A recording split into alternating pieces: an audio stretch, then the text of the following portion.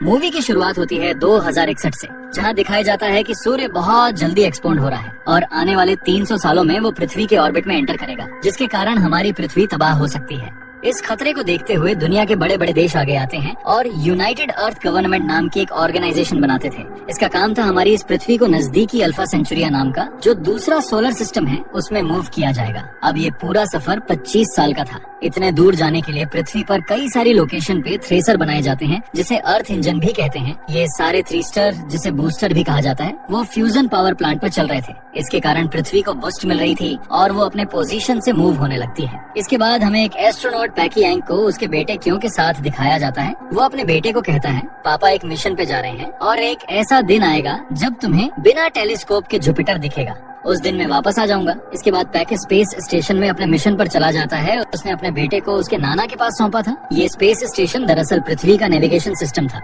Mission शुरू होता है, लेकिन पृथ्वी के मूव करने के 2 साल बाद हमें उसके परिणाम दिखने लगता है। पृथ्वी जो खुद भी रोटेट होती थी उसकी ये मूवमेंट बंद कर दी जाती है, लेकिन इसका परिणाम ये होता है कि पृथ्वी पे तूफान, सुनामी आने लगती है। इसीलिए इंसान अंडरग्राउंड सिटी में रहने लगते हैं, लेकिन वहाँ पर भी जगह कम पड़ने लगती है। इसलिए कई सारे इंसान पृथ्वी की सतह पर रुकते हैं और इस तूफान के शिकार बन जाते हैं। इंसानों की पॉपुलेशन कम होने लगती है। आगे जैसे जैसे पृथ्वी सूरज से दूर चली जाती है उसका वातावरण भी ठंडा होने लगता है और पृथ्वी की सतह बर्फ में जमने लगती है। क्यों अपने नाना के साथ तूफान से बचाने के लिए अंडरग्राउंड सिटी में रहने लगता है। काफी सारा पॉपुलेशन पृथ्वी के नीचे अंडरग्राउंड सिटी में रह रहा था। अब 17 साल बीत जाते हैं और हम जुपिटर के करीब आते हैं। जुपिटर की खुद की ग्रेविटी बड़ी मात्रा में थी, जिसे यूज करके पृथ्वी के सफर में तेजी लाने का प्लान था। बतौर नेविगेटर यहीं पर पैकिंग का स्पेस स्टेशन का सफर था। अगले दिन यानी चाइनीज न्यू ईयर के पहले दिन वो पृथ्वी पे वापस लौटने वाला था। इसके बाद क्यों को दिखाया जाता है, जो बड़ा हो गया है। वो भी हैवी ट्रक का मैकेनिक बन गया है, जो अपने एडॉप्टर हैन को लेकर स्कूल से भाग जाता है। इन दोनों भाई बहनों को पृथ्वी का सरफेस देखना था कि अभी वहाँ कैसा वातावरण है। इसलिए एक लोकल चोर के पास जाके वो लोग उससे थर्मल सूट चुरा लेते हैं, क्योंकि पास में एक बबल कैप्सूल होती है जो अचानक से कभी भी बबल में कन्वर्ट होती थी। जिसके बाद वो लोग इसका इस्तेमाल करके थर्मल सूट चुरा के वहाँ से भागते हैं। दोनों भी लिफ्ट से ऊपर चले जाते हैं और देखते हैं कि सरफेस का टेम्परेचर नेगेटिव हो गया है। कोई भी इंसान बिना थर्मल सूट के वहाँ पर जिंदा नहीं रह सकता। आसपास कोई भी रहने लायक जगह ही नहीं थी और पास में ही वो बड़ा सा अर्थ इंजन देखते हैं और ऐसे ही 10,000 अर्थ इंजन पूरे पृथ्वी पर लगाए गए थे। दूर पर ही उन्हें अपने नाना का स्पेशल ट्रक दिखता है। वो ट्रक काफी ज्यादा बड़ा था। क्यू और हैन दोनों भी ट्रक में बैठ के भाग जाते हैं, लेकिन पुलिस उन्हें पकड़ लेती है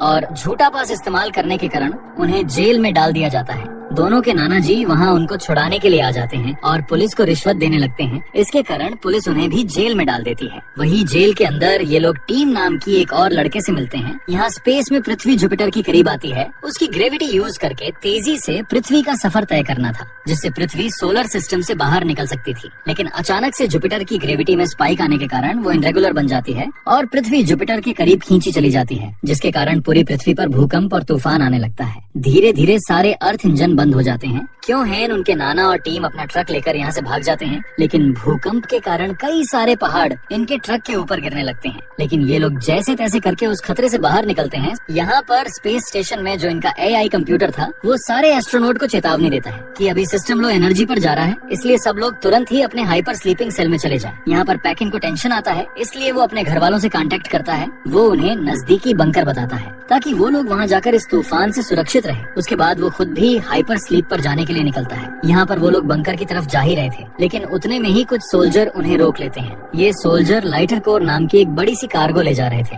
जो अर्थ इंजन शुरू करने के लिए जरूरी थी, और वो ले जाने के लिए इन्हें ट्रक की जरूरत थी। कैप्टन उनके नाना जी को उनकी मदद करने के लिए कहता है। वो भी मदद करने के लिए तैयार हो जाते हैं। थोड़ी देर में ये लोग ट्रक लेकर शंघाई शहर में पहुंचते हैं, लेकिन वहाँ की हालात तो और भी बुरी थी। बड़े बड़े बर्फ के पहाड़, जिनमें कई सारी फेमस बिल्डिंग दफन हो चुकी थी। ये नजारा देखकर सब लोग डर जाते हैं और एक पतला रास्ता उन्हें दिखाई देता है और उस पतले रास्ते से ये लोग ट्रक लेकर निकल पड़ते हैं। इसके बाद अचानक से बर्फ के इस पहाड़ पर एक प्लेन क्रैश हो जाता है और उसके कारण ये पूरा पहाड़ टूटने लगता है। ये पतला रास्ता काफी लंबा था और बड़े बड़े पत्थर इनके ट्रक पर गिरने लगते हैं। भागने का कोई भी रास्ता नहीं था, लेकिन तभी एक सोल्जर को एक बड़ी सी बिल्डिंग दिखती है, तो वो लोग वहीं से ऊपर जाने का फैसला करते हैं। पहाड़ की चोटी पर जाने के लिए इनको 80 फ्लोर ऊपर चढ़ना था। कुछ सोल्जर ऊपर चढ़ जाते हैं और लिफ्ट के दरवाजे की मदद से बाकी सबको रेस्क्यू करने लगते हैं। क्यों हैन और उनका कैप्टन ऊपर आ जाता है? इनके नाना जी एक सोल्जर और लाइटर कोर अभी भी नीचे ही था। यहाँ पर बाकी के सोल्जर नाना जी लाइटर कोर और उसके सोल्जर को ऊपर खींचने लगते हैं,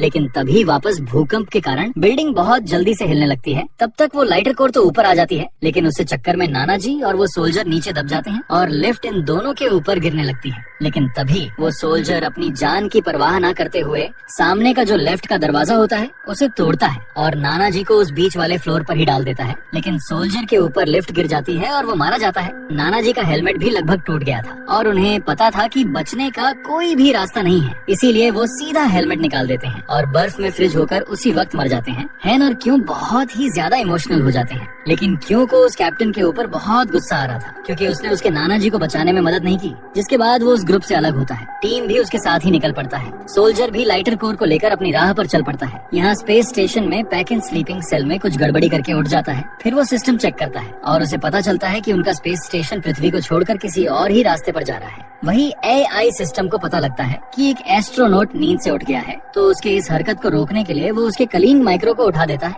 माइक्रो पहले तो पैकिंग को समझाने की कोशिश करता है, फिर पैकिंग उसे बताता है कि स्पेस स्टेशन पृथ्वी को छोड़कर कहीं और चला जा रहा है, तो माइक्रो उसकी मदद करने लगता है। इन दोनों को कंट्रोल सेंटर जाना जरूरी था ताकि वो एआई सिस्टम को ओवरराइड कर सके, लेकिन स्पेस स्टेशन में कंट्रोल सेंटर ऊपर की तरफ था, जिसके लिए इन्हें स्पेस में जाकर ऊपर जाना था। दोनों भी अपना सूट पहन लेते हैं और बाहर की ओर चले जाते हैं। इन दोनों को बाहर की ओर जाते हुए देख एआई सिस्टम अपना सिक्योरिटी प्रोटोकॉल एक्टिवेट करता है। अब क्योंकि ये दोनों रूल के खिलाफ काम कर रहे हैं, इसलिए इस प्रोटोकॉल के अनुसार इन दोनों को भी मार डालना जरूरी था, तो वो बाहर से इन दोनों पे हमला करने लगता है। इस अटैक के कारण दोनों को काफी ज्यादा दिक्कत आती है। इसी अटैक में माइक्रो मारा जाता है। पैकी को अपना साथी खो जाने के लिए काफी दुख होता है, लेकिन थोड़ी देर के बाद वो कंट्रोल सेंटर में आता है, लेकिन वहाँ पर उसे पता लगता है कि उसके सारे अधिकार रद्द कर दिए गए हैं और अब वो इस मिशन को बदल नहीं सकता। यहाँ पर क्यों हैन और टीम दोनों को भी अपने रास्ते में एक नया ट्रक दिखता है। वो लोग उस ट्रक में जाते हैं और उन्हें उस ट्रक में ली नाम का साइंटिस्ट मिलता है, जो बहुत ज्यादा जख्मी था। ली उन्हें बताता है कि जुपिटर की ग्रेविटी अर्थ के एटमॉस्फेयर को अपने तरफ खींच रही है, इसके कारण कोई भी प्लेन हवा में उड़ नहीं सकता और इसी के कारण वो क्रैश हो गया है। आगे वो बताता है कि ट्रक में टॉर्क इंजन यानी बहुत बड़ा अर्थ इंजन योनी सुलावेसी इक्वेटर पर लेकर जाना है और वहाँ का मेन इंजन शुरू करना है। इस ट्रक को लेकर क्यों अपने घर लौट सकता था, लेकिन फिर भी वो ली की मदद करने का सोचता है और सब लोग सुलावेसी इक्वेटर पर जाने के लिए निकलते हैं। यहाँ पर पैकी आई सिस्टम की कमांड को बदलने के लिए मेन कंप्यूटर रूम में जाता है, लेकिन तभी उसे एआई सिस्टम बताता है कि ये जो भी चेंज चल रहे हैं वो उसके खुद के नहीं है, बल्कि ये प्रोग्राम खुद यूनाइटेड अर्थ गवर्नमेंट ऑर्गेनाइजेशन का है। जब भी पृथ्वी को खतरा साबित होगा, तब इस ऑर्गेनाइजेशन ने एक प्रोटोकॉल लिखा था कि पृथ्वी के लोगों की मदद उन्हें नहीं करनी है और इस स्पेस स्टेशन को रहने लायक प्लेनेट ढूंढते रहना है। यहाँ पर जो सोल्जर की टीम थी, उन्हें इस बर्फीले तूफान में उस लाइटर कोर को खींचना काफी कठिन हो रहा था और तभी अचानक से ठंड के कारण उनका एक सोल्जर भी गुर्जर जाता है। ये देखकर बाकी सोल्जर्स का हौसला टूटने लगता है कि ये मिशन इधर ही रोक देना चाहिए और सबको अपने अपने घर चले जाना चाहिए, लेकिन इसके लिए कैप्टन तैयार नहीं होता।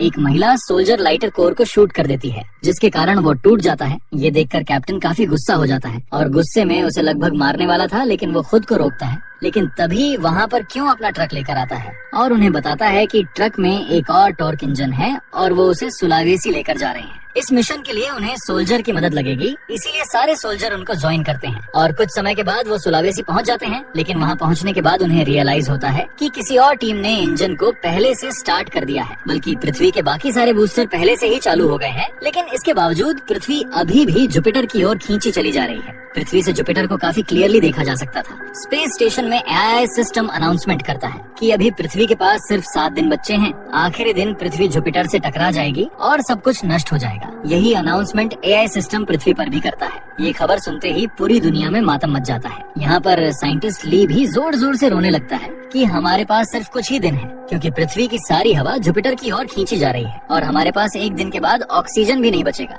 यहाँ पर क्यों वो लगातार जुपिटर को ही देखे जा रहा था और अचानक से अपने पिताजी की एक बात याद आती है कि जुपिटर में काफी ज्यादा मात्रा में सिर्फ हाइड्रोजन ही है। तभी वो एक प्लेन सोचता है कि अगर थ्रस्टर से हमने जुपिटर के हाइड्रोजन को इग्नाइट किया तो काफी बड़ा विस्फोट होगा और बड़ी मात्रा में एनर्जी वेव जनरेट होगी। इस वेव के कारण पृथ्वी दूर फेंकी जा सकती है। ये प्लेन काफी कठिन था, लेकिन नामुमकिन नहीं। वो ली और बाकी सबको ये प्लेन बताता है और सब लोग तैयार हो जाते हैं। वो प्लेन बनाते हैं कि मेन इंजन को ही बंद करके पूरी दुनिया से इग्निशन का नया प्रोग्राम लोड करेंगे, लेकिन इंजन बंद होने के बाद उसे मैन्युअली चालू करना पड़ेगा। अब इस प्लेन के अनुसार टीम और क्यों दोनों लाइटर कोर को मेन इंजन में डालेंगे। मैनुअल इंजन स्टार्ट करने के लिए एक सोल्जर की टीम आ जाएगी और तीसरी टीम होती है ली और बाकी साइंटिस्ट की, जो कि कंट्रोल रूम में जाके वो प्रोग्राम लोड करेंगे। हेन और जो महिला सोल्जर होती है वो कम्युनिकेशन रूम में जाएगी। इसी प्लेन के अनुसार सब लोग अपने स्टेप्स लेते हैं, लेकिन इस मिशन में कई सारी दिक्कत आती है, जैसे कि टीम और क्यों दोनों लाइटर कोर को इंजन में डालते हैं तो एक लोग बीच में आते हैं, जिसके कारण वो पूरा प्रोग्राम अटक जाता है। वही इग्निशन पिन काफी बड़ी थी, इसलिए सोल्जर की मैन पावर कम पड़ने लगती है और यहाँ पर ली का प्रोग्राम भी 99% पे आकर हैंग हो जाता है। लेकिन तभी हेन पैकी को कांटेक्ट करती है।